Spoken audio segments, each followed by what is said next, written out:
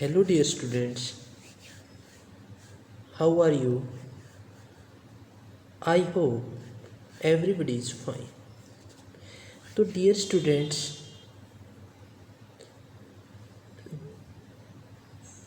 जो चैप्टर की हम स्टडी कर रहे थे उस चैप्टर का नाम है एटॉमिक स्ट्रक्चर। इसका मतलब ये हुआ कि एटम की स्ट्रक्चर कैसी है, इस यूनिट में हम यही जानने की कोशिश कर रहे हैं। और एटम की स्ट्रक्चर को एक्सप्लेन करने के लिए टाइम टू टाइम साइंटिस्ट आए और उन्होंने अपनी थ्योरीज फॉरवर्ड की। सबसे पहले जिसने एटम्स के बारे में बताया था वो डाल्टन्स था 1808 के अंदर। उसने कहा था कि एटम होता वो हार्ड सॉलिड स्फीयर होता है।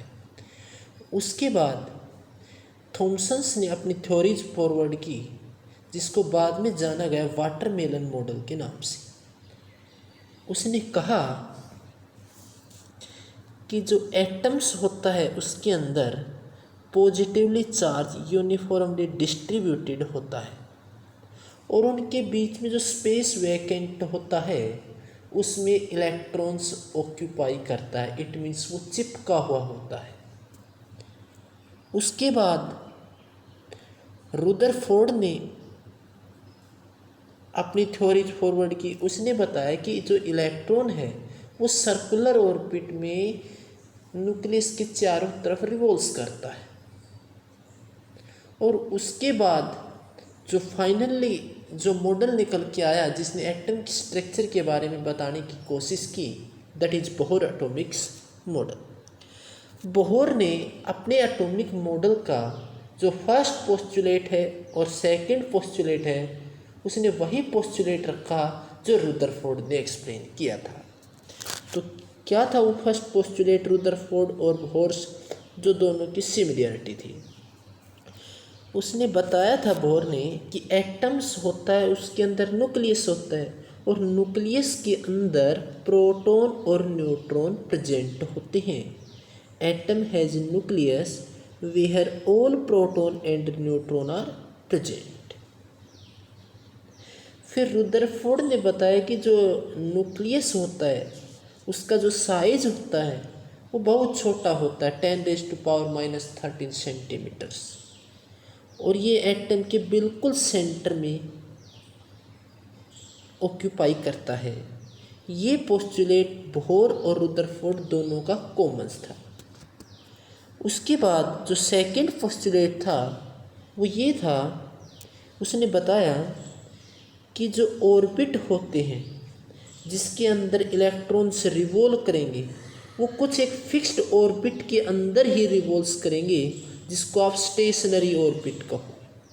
इसका मतलब ये हुआ कि इलेक्ट्रॉन्स उन्हें फिक्स ऑर्बिट के अंदर रिवॉल्व करेगा। ये नहीं कि इलेक्ट्रॉन्स एक ऑर्बिट में रिवॉल्व कर रहा है तो वो दूसरे में चला जाएगा, दूसरे से तीसरे में चला जाएगा।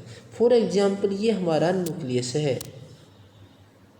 और इसके चारों तरफ बहुत ज़्यादा इनफाइनाइट अमाउंट के अंदर ऑर्बिट्स हैं। तो ये नहीं कि इलेक्ट्रॉन हर ऑर्बिट्स में रिवॉल्व करेगा।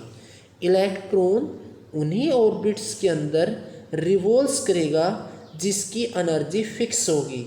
ना तो नीचे वाले ऑर्बिट्स में जा सकता और ना ही वो ऊपर वाले ऑर्बिट्स में जा सकता। The orbits in which electron can revolve are fixed are called stationary orbits. बेटा ऑर्बिट्स उसको सर्कुलर पाथ को कहते हैं जिसके अंदर आपका इलेक्ट्रॉन्स रिवॉल्व करता है। तो फॉर एग्जांपल आपका इलेक्ट्रॉन यदि फर्स्ट ऑर्बिट के अंदर रिवॉल्व करता है तो ये नहीं कि वो इलेक्ट्रॉन फर्स्ट ऑर्बिट से सेकंड ऑर्बिट में चला जाए, क्योंकि मैंने बताया है कि इलेक्ट्रॉन जिस भी ऑर्बिट में रिवॉल्व करेगा वो फिक्स्ड ऑर्बिट्स होगा। जिसकी एनर्जी फिक्स्ड होगी वो अपनी कोई भी एनर्जी रेडिएट नहीं करेगा। That's clear. तो डियर स्टूडेंट्स, अब हम बात करते हैं थर्ड पोस्टुलेट की। थर्ड पोस्टुलेट ये है, यदि इलेक्ट्रॉन्स फॉर एग्जांपल ये हमारा न्यूक्लियस है, ये हमारा फर्स्ट ऑर्बिट है, ये हमारा सेकंड ऑर्बिट है और ये हमारा थर्ड ऑर्बिट। हमने अभी बताया था यदि इलेक्ट्रॉन्स जिस भी ऑर्बिट में रिवॉल्व करेगा वो ऑर्बिट फिक्स्ड ऑर्बिट्स कहलाएगा, उसकी एनर्जी फिक्स्ड होगी। फॉर एग्जांपल हमारा जो इलेक्ट्रॉन है वो फर्स्ट ऑर्बिट के अंदर है, तो इस इलेक्ट्रॉन का जो एंगुलर मोमेंटम होगा वो ये कहता है वो इंटीग्रल मल्टीपल होगा किसके, h/2π की। इलेक्ट्रॉन्स जिस भी ऑर्बिट्स के अंदर रिवॉल्व करेगा उसका एंगुलर मोमेंटम होगा integral multiple of h/2π। Angular momentum is equal to n integral multiple h/2π। n यहाँ पर क्या है बेटा, यहाँ पर n ऑर्बिट्स को बता रहा है कि कौन से ऑर्बिट्स के अंदर आपका इलेक्ट्रॉन रिवॉल्व कर रहा है। फॉर एग्जांपल यदि आप यहाँ पे n की वैल्यू 1 पुट करते हो, इसका मतलब ये हुआ कि आपका जो इलेक्ट्रॉन है वो फर्स्ट ऑर्बिट्स के अंदर है। 2 पुट करोगे तो सेकंड ऑर्बिट्स के अंदर। तो आप फिजिक्स के अंदर अच्छी तरह से पढ़ चुके हो कि एंगुलर मोमेंटम का फॉर्मूला क्या होता है बेटा, mvr। n क्या है, क्या बताता है, ऑर्बिट्स का नंबर, कि फर्स्ट ऑर्बिट होगा कि सेकंड होगा कि थर्ड होगा। तो mvr is equal to nh/2π। n क्या हमारा पॉजिटिव इंटीजर 1 2 3 4 5 और h हमारा क्या है, प्लैंक कांस्टेंट। प्लैंक कांस्टेंट की वैल्यू हम पहले ही बता चुके हैं, क्या होती है बेटा 6.63 × 10⁻⁻34। पाई जिसकी वैल्यू आप मैथमेटिक्स के अंदर पढ़ते हो 22/7, वो भी क्या है आपकी कांस्टेंट। यदि कोई स्टूडेंट्स n की जगह 1 पुट करता है तो इसका मतलब कौन से ऑर्बिट्स की बात कर रहा है बेटा, फर्स्ट ऑर्बिट्स की बात कर रहा है।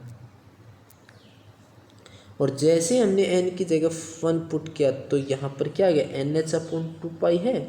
और जैसे आप n की जगह 1 पुट करोगे तो इसका एंगुलर मोमेंटम क्या निकल के आएगा h/2π।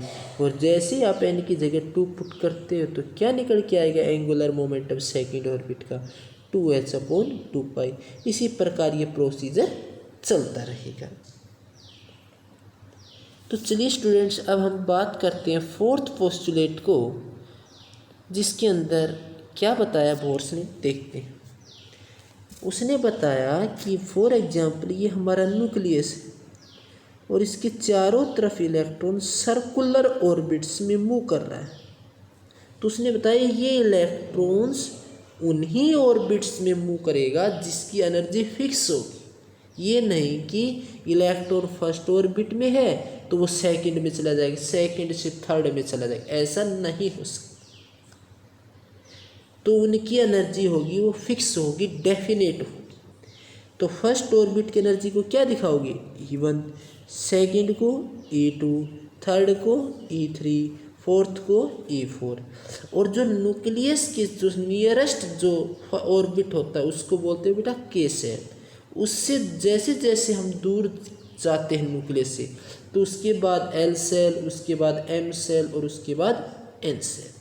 तो उसने बताया जो ऑर्बिट्स होते हैं वो डेफिनेट अमाउंट ऑफ एनर्जी से एसोसिएटेड होते हैं और इन ऑर्बिट्स को हम एनर्जी लेवल के नाम से भी जानते हैं। For example E1, E2, E3, E4। और इसको हम कह सकते हैं KLMNO shell from the nucleus outward. जो फिफ्थ पोस्टुलेट है बोर्स मॉडल का, उसने क्या बताया कि न्यूक्लियस के चारों तरफ जब हमारा इलेक्ट्रॉन से रिवॉल्व करता है तो उसने अपने इस बिहेवियर को सोलर सिस्टम से कंपेयर किया। उसने बताया जिस प्रकार सोलर सिस्टम के अंदर जो हमारा सन है वो न्यूक्लियस का काम करता है और जो प्लैनेट्स हैं जो उसके चारों तरफ रिवॉल्व करते हैं वो किसका काम करते हैं बेटा, इलेक्ट्रॉन्स का। ये इसका फिफ्थ पोस्टुलेट है बेटा। और उसने बताया जो इलेक्ट्रॉन्स रिवॉल्व करने का जो पाथ होगा वो कैसा होगा, सर्कुलर। और उसने बताया कि जो न्यूक्लियस है और जिसमें सर्कुलर पाथ में इलेक्ट्रॉन्स रिवॉल्व कर रहे हैं उनके बीच में जो फोर्स होगा वो कौन सा फोर्स होगा, अट्रैक्शन फोर्स। कौन सा फोर्स होगा, अट्रैक्शन फोर्स। और वो अट्रैक्शन फोर्स किसके द्वारा बैलेंस किया जाता है बेटा, सेंट्रीफ्यूगल फोर्स के द्वारा। किसके द्वारा, सेंट्रीफ्यूगल फोर्स, जो बाहर से अप्लाई करता है। तो अट्रैक्शन फोर्स जो होगा न्यूक्लियस और इलेक्ट्रॉन के बीच में वो हमेशा किसके बराबर होगा बेटा? Centrifugal force.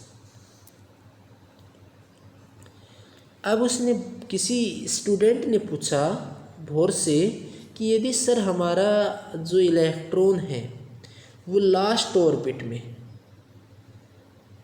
ओ सेल में मान लिया, अगर वो ओ सेल से एन सेल में आना चाहता है, फिफ्थ सेल से फोर्थ सेल के अंदर, तो क्या होगा? तो उसने कहा कि वो अपनी एनर्जी को क्या करेगा? अगर फिफ्थ सेल से फोर्थ सेल में आ रहा है या फोर्थ सेल से किस में एंटर कर रहा है? फिफ्थ सेल, या तो वो एनर्जी अब्जॉर्ब करेगा या फिर वो एनर्जी को रिलीज करेगा। तो पहले हम बात करते हैं यदि हमारा इलेक्ट्रॉन है वो इनर ऑर्बिट से आउटर ऑर्बिट में जंप करता है, मतलब लोअर ऑर्बिट से हायर ऑर्बिट्स के अंदर मूव करता है, तो क्या होगा? देखिए बेटा, यहाँ पर जो मैंने इलेक्ट्रॉन्स दिखाया है वो फर्स्ट ऑर्बिट में दिखाया, यहाँ पर डॉट दिख रहा है। अब ये सेकंड ऑर्बिट के अंदर जंप कर रहा है, और जैसे ये सेकंड ऑर्बिट में जंप करेगा तो एनर्जी को लेगा, एनर्जी अब्जॉर्ब करेगा। तो क्वेश्चन ये पूछ लिया जाए कि फर्स्ट ऑर्बिट से इलेक्ट्रॉन जब सेकंड ऑर्बिट में जंप करता है तो एनर्जी क्या होती है बेटा? तो एनर्जी क्या होगी? अब्जॉर्ब होती है, एंडोथर्मिक होती है। क्लियर? अब अगर इलेक्ट्रॉन हमारा आउटर मोस्ट ऑर्बिट से लोअर ऑर्बिट्स के अंदर आता है, मतलब हायर ऑर्बिट से लोअर ऑर्बिट्स, तो क्या होगा? तो बेटा एनर्जी रिलीज होगी। क्या होगी बेटा? एनर्जी रिलीज होगी। तो ये सारे पोस्टुलेट पढ़ने के बाद बोर्स ने अपने कुछ रिजल्ट इम्प्रूव किए, वो देखते हैं कि वो रिजल्ट क्या थे। तो पहला क्वेश्चन यही था कि बोर का जो मॉडल है वो किस थ्योरी के ऊपर डिपेंड करता है बेटा? वो डिपेंड करता है प्लैंक क्वांटम थ्योरी के ऊपर।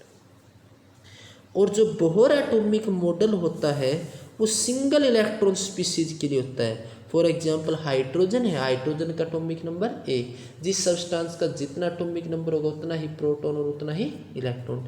तो हाइड्रोजन में देखो सिंगल इलेक्ट्रॉन है। हीलियम पॉजिटिव, हीलियम का एटॉमिक नंबर क्या है? 2। पॉजिटिव है तो उसके नाम पे क्या लगाओगे? नेगेटिव। मैंने पहले डिस्कस कर चुका हूँ। और 1 पॉजिटिव तो 1 नेगेटिव, कितना इलेक्ट्रॉन बच गया बेटा? 1। अब इसी प्रकार लिथियम की देख लो, लिथियम का एटॉमिक नंबर कितना होता है बेटा? 3। पॉजिटिव कितना है? 2। तो इसको क्या करोगे? सब्ट्रैक्ट। तो इसमें कितने इलेक्ट्रॉन बच गए? 1। तो बोर्स का जो एटॉमिक मॉडल है वो सिंगल इलेक्ट्रॉन स्पीसीज के लिए होता है। For example H positive, lithium 2 positive. और अगर बोर्स का atomic model Planck quantum theory पे डिपेंड करता है तो प्लैंक क्वांटम थ्योरी इलेक्ट्रॉन की कैसी नेचर के बारे में बताता है बेटा? पार्टिकल्स नेचर के बारे में। तो चलिए स्टूडेंट्स, अब हम बात करते हैं एप्लीकेशंस ऑफ बोहर मॉडल कि बोहर मॉडल्स ने कौन कौन सी एप्लीकेशन अपने पोस्टुलेट को माइंड में रखकर सोल्व किया। तो उनका जो पहला एप्लीकेशन था कि उसने यदि इलेक्ट्रॉन हमारा सर्कुलर ऑर्बिट में मूव कर रहा, ये इस प्रकार, तो उसने उसकी रेडियस को कैलकुलेट किया। किसको कैलकुलेट किया बेटा? रेडियस। और वो देखते हैं वो रेडियस की वैल्यू क्या निकल के आई। तो चलिए गाइज स्टार्ट करते हैं हम रेडियस ऑफ वेरियस ऑर्बिट्स। तो देखिए बेटा, ये है हमारा न्यूक्लियस, इसके अंदर है प्रोटॉन और न्यूट्रॉन। प्रोटॉन के ऊपर कैसा चार्ज? पॉजिटिव। न्यूट्रॉन के ऊपर 0। तो प्रोटॉन के ऊपर पॉजिटिव चार्ज, और उस पॉजिटिव चार्ज को मैंने किससे दिखाया बेटा? Ze। Ze का मतलब इफेक्टिव न्यूक्लियर चार्ज। क्या है बेटा? Ze का मीनिंग है इफेक्टिव न्यूक्लियर चार्ज। मतलब ये हुआ कि हमारे कितने प्रोटॉन हैं। जेड इफेक्टिव एक तरफ से प्रोटॉन के बारे में बताता है। किसके बारे में बताता है बेटा? प्रोटॉन्स। और इलेक्ट्रॉन्स हमारा सर्कुलर ऑर्बिट में मूव कर रहा है, तो दोनों के बीच में क्या होगा? फोर्स ऑफ अट्रैक्शन, जिसको आप कहते हैं कूलम्ब्स फोर्स। क्या बोलते हैं इसको? Coulomb's force. और आप फिजिक्स के अंदर पढ़ चुके हो कि कूलम्ब्स फोर्स क्या होता है, F के Q1 into Q2 upon R square, ये होता है हमारा कूलम्ब्स फॉर्मूला। अब Q1 है फर्स्ट चार्ज, Q2 क्या है second charge. Q1 first charge मतलब न्यूक्लियस के अंदर कैसा चार्ज है पॉजिटिव, तो प्लस ZE, न्यूक्लियस का चार्ज क्या मान लिया हमने ZE, और इलेक्ट्रॉन का चार्ज हमने क्या मान लिया E, और अपॉन में डिस्टेंस r स्क्वायर। ये हो गया बेटा कि यहाँ पर क्या हमारा कांस्टेंट, और इस कांस्टेंट की वैल्यू क्या होती है 9 इंटू 10⁻⁹ न्यूटन मीटर स्क्वायर पर कूलम्ब स्क्वायर। अब हमने क्या है कि फोर्स का सेक्स पोस्टुलेट पढ़ा था कि कूलम्ब फोर्स किसके बराबर होता है सेंट्रीफ्यूगल फोर्स, और कूलम्ब फोर्स का फॉर्मूला क्या निकल के आया हमारा Q1 Q2 upon R square. Q1 क्या है चार्ज ऑन न्यूक्लियस क्या है ZE मानत, और Q2 क्या है चार्ज ऑन इलेक्ट्रॉन क्या मानत है E। यहाँ पर हमने क्या किया कूलम्ब फोर्स की वैल्यू पुट कर दी, क्या थी ये थी बेटा। और सेंट्रीफ्यूगल फोर्स का फॉर्मूला क्या होता है बेटा, इन फॉर्मूले को अच्छी तरह याद भी रखना mv² अपॉन आर। अब हमने क्या करना सिर्फ थोड़ा मॉडिफिकेशन करना है, 1r से 1r क्या हो गया बेटा कैंसिल, तो क्या बच गया kZE² अपॉन आर mv²। तो यहाँ से हमने किसकी वैल्यू निकाल ली v², तो क्या आ गया v² kZE² अपॉन में mr। अब हम कौन सा पोस्टुलेट यूज करेंगे खुद का थर्ड, उसमें उसने क्या कहा था कि एंगुलर मोमेंटम किसके बराबर होता है integral multiple of h upon 2 ये यूज हुआ बेटा। और एंगुलर मोमेंटम का फॉर्मूला mvr। तो यहाँ पे याद रखना कूलम्ब फोर्स का फॉर्मूला क्या होता है बेटा k Q1 Q2 upon R square.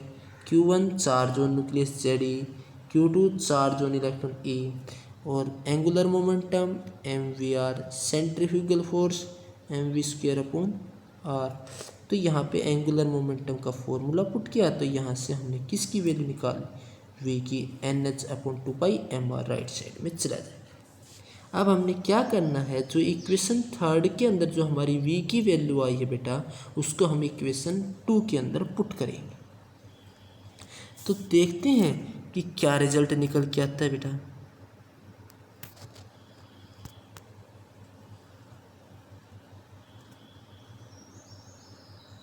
तो जैसे ही हमने इक्वेशन थर्ड की वैल्यू इक्वेशन 2 में पुट की तो बेटा हमारे साथ क्या निकल के आया NH अपॉन 2πmr का square is equal to kZE² upon mr। बस इसको n का स्क्वायर कर दिया, h का स्क्वायर 2 का square 4 π² m² upon into R square, और इधर ये m से m कैंसिल r से r कैंसिल, तो यहाँ पर क्या बच गया बेटा n² अपॉन h², 4π² ऐसे यहाँ पे एक m हमारा बच गया है, और Z² राइट साइड से क्या आ जाएगा हमारा लेफ्ट साइड में डिवाइड में चला जाए, तो ये हमारी r की वैल्यू। अब देखो n क्या है ऑर्बिट्स की संख्या के बारे में बताता है, तो हमें तो पता नहीं कि इलेक्ट्रॉन कौन से ऑर्बिट में रिवॉल्व्स कर रहा है, तो हम इसकी वैल्यू को नहीं पुट कर। h क्या है प्लैंक कांस्टेंट, ये रहा हमारा। पाई क्या होता है कांस्टेंट, इसकी वैल्यू 22/7। m क्या है मास ऑफ इलेक्ट्रॉन, कितना होता है बेटा 9.1 इंटू 10⁻31 किलोग्राम। जब मैंने ये यूनिट स्टार्ट की डिस्कवरी ऑफ इलेक्ट्रॉन तो मैंने वहाँ पर ये बताया था बेटा। ई क्या है चार्ज ऑन इलेक्ट्रॉन, इलेक्ट्रॉन के ऊपर चार्ज कितना 1.6 इंटू 10⁻19 कूलम, और जेड है वो न्यूक्लियस के ऊपर चार्ज था तो उसको हमने ऐसे की ऐसे, और के की वैल्यू हमने पहले बताई। जब ये सारी वैल्यू हमने इसके अंदर पुट की तो हमारी कैलकुलेशन क्या निकल के आई बेटा r is equal to 0.529 into 10⁻⁻8। n square की वैल्यू हमारे पता नहीं था कि इलेक्ट्रॉन कौन से ऑर्बिट में रिवॉल्व कर रहा है, तो ये हमने n स्क्वायर ऐसे की ऐसे पुट कर दिया। z है हमारा z इफेक्टिव न्यूक्लियर चार्ज, ये प्रोटॉन कितना है वो भी नहीं पता, तो हमने ये भी पुट कर दिया। अब इसके सेंटीमीटर, और एक एंगस्ट्रोम में कितने होते हैं 10⁻⁻8 सेंट, तो मैंने क्या किया इसको हटा करके और इसको हटा इसकी जगह क्या पुट कर दिया एंगस्ट्रोम, ये रहा। याद रखना जब रेडियस निकलवाए किसी भी एटम की तो क्या फॉर्मूला लगाओगे बेटा RN, N क्या है ऑर्बिट्स कि फर्स्ट ऑर्बिट होगा कि सेकंड होगा कि थर्ड होगा। 0.529 into N square upon Z angstrom. ये है, इस फॉर्मूले को आप अच्छी तरह याद रखना। जब हम इसके न्यूमेरिकल सोल्व करेंगे बेटा तो वहाँ पर इसका यूज होगा। तो याद रखना बेटा एन क्या है, ऑर्बिट्स की संख्या कि फर्स्ट ऑर्बिट होगा कि सेकंड। और जेड क्या है, जेड हमेशा प्रोटॉन्स के बारे में बताएगा। प्रोटॉन कितना, जितना एटॉमिक नंबर होगा। तो चलिए स्टूडेंट्स अब हम एक और एप्लीकेशन देखते हैं, that is velocity of electron. तो यहाँ पर हमने क्या करना बेटा, पहले हमें बोहर मॉडल का 6th पोस्टुलेट यूज करना। क्या बताया था उसने कि कूलम्ब्स फोर्स किसके बराबर होता है, सेंट्रीफ्यूगल फोर्स। अब इनका फॉर्मूला है पता होना चाहिए। कूलम्ब्स फोर्स क्या होता है, K Q1 Q2 upon R square. Q1 charge on nucleus क्या माना था बेटा हमें, Z. Q2 charge on electron revolve रिवॉल्व करता है, ई आर स्क्वेयर। और सेंट्रीफ्यूगल फोर्स का फॉर्मूला क्या होता है, M V square upon R. ये सारी वैल्यू हमने पुट की, एक आर से एक आर कैंसिल, तो बेटा हमारा ये बच गया। यहाँ से हमने किसकी वैल्यू निकालने की कोशिश की, वी स्क्वेयर। तो क्या निकल गया, K Z E square upon में एम आर। ये इक्वेशन फर्स्ट।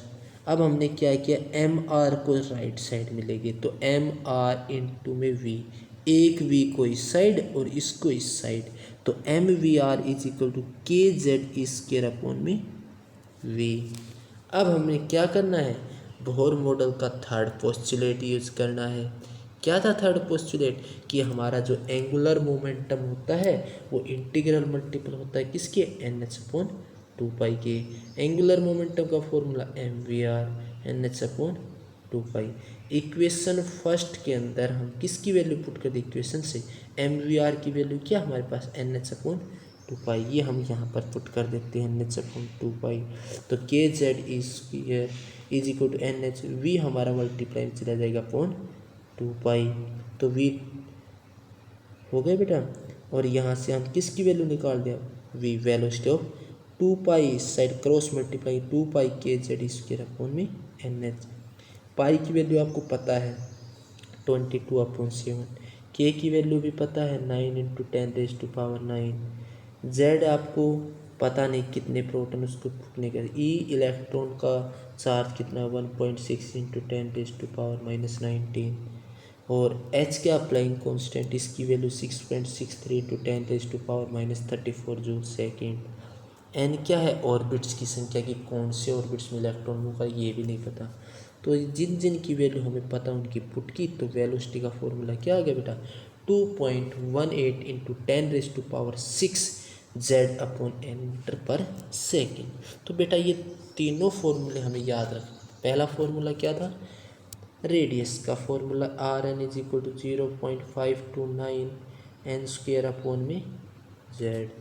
और वेलोसिटी 2.18 इंटू 10⁻6 जेड अपॉन में एन। तो ये हमारा फॉर्मूला था बेटा। अब हम इसके ऊपर कुछ न्यूमेरिकल्स करेंगे रेडियस ऑफ ऑर्बिट के ऊपर। तो चलिए स्टूडेंट्स देखते हैं क्या, calculate radius of first second third fourth Bohr orbit of hydrogen. अब हमें ये देखना है क्या यहाँ पर बोहर मॉडल लग सकता है हमारा। तो बोहर मॉडल किसके लिए था, उन स्पीसीज के लिए जिसके पास एक इलेक्ट्रॉन।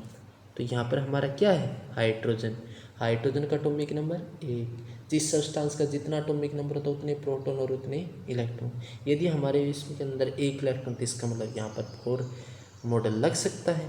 तो बोहर मॉडल के अंदर रेडियस का फॉर्मूला हमने क्या निकाला था, 0.529 into N square upon Z angstrom. Z क्या है, नंबर ऑफ प्रोटॉन। हाइड्रोजन के अंदर कितने प्रोटॉन है, जितना एटॉमिक नंबर उतने प्रोटॉन उतने ही। तो जेड की वैल्यू हाइड्रोजन के केस में क्या हो जाएगी, 1। तो अब हम किसके लिए करते हैं बेटा, फर्स्ट ऑर्बिट के अंदर। तो एन की जगह क्या पुट कर देंगे, फर्स्ट। ये एन की जगह फर्स्ट पुट कर दिया, जेड तो हमें इससे कितना रहेगा हमारा हाइड्रोजन के केस में, तो हमारी ये वैल्यू आ गई।